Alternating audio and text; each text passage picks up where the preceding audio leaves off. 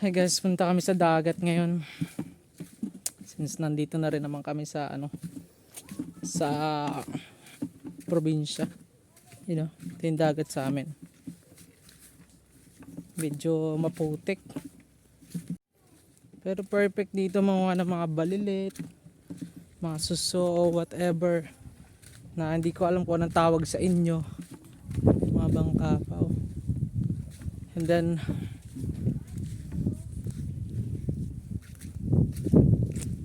ito yung dagat sa amin. Medyo maputik siya. And medyo mataas pa ang tubig. Yung mga kasama ko.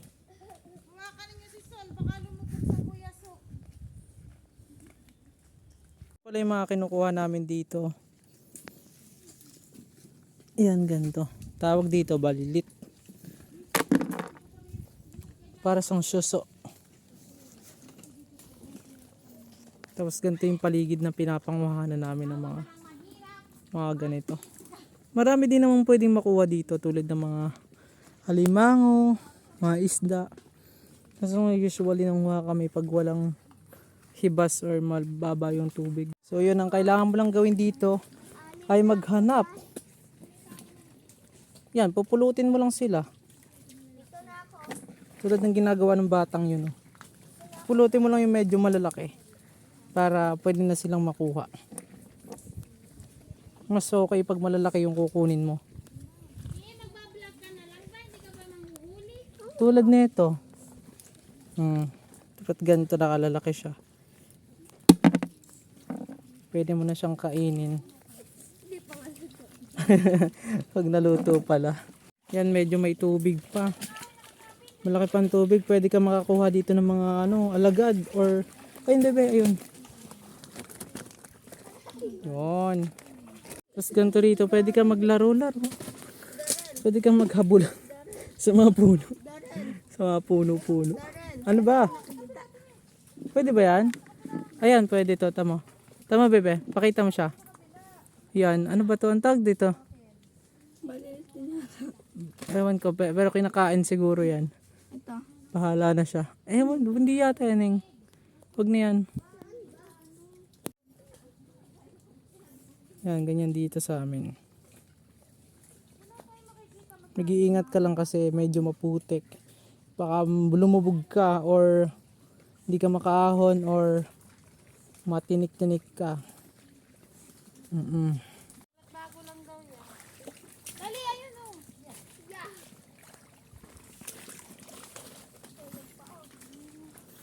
May, nasa na si May? Ito po yung aming SK chairman dito. SK! Iyan naman. Ay, may tubig pa, Joy! May tubig pa dyan. Kanina pa talaga may tubig. Ang away mo. Ang lalim pa. Hindi, mag-ano na lang tayo, kuha na tayo mga alagad. Magtapa lang, may hawan baga dun.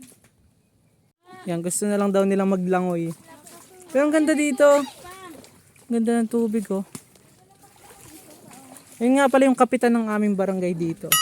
Sana all.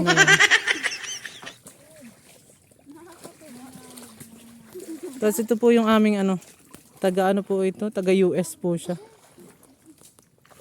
Hindi nga siya marunong mag-Tagalog eh.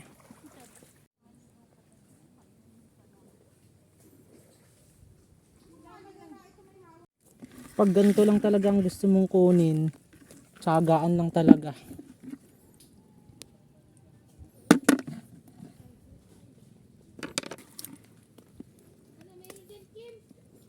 Dami ah. Ano to? Kinakain ba to?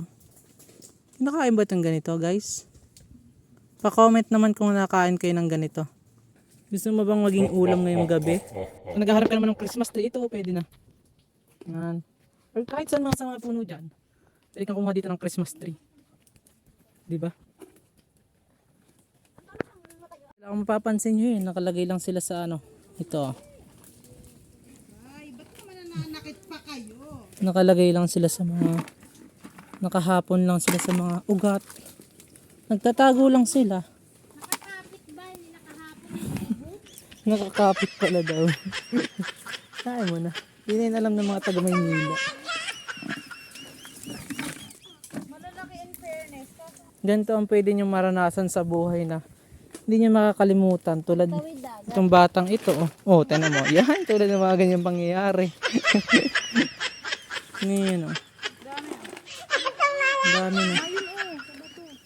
Kunin mo na. Magkakayaan pa tayo na. Ay, kabibi, kabibi.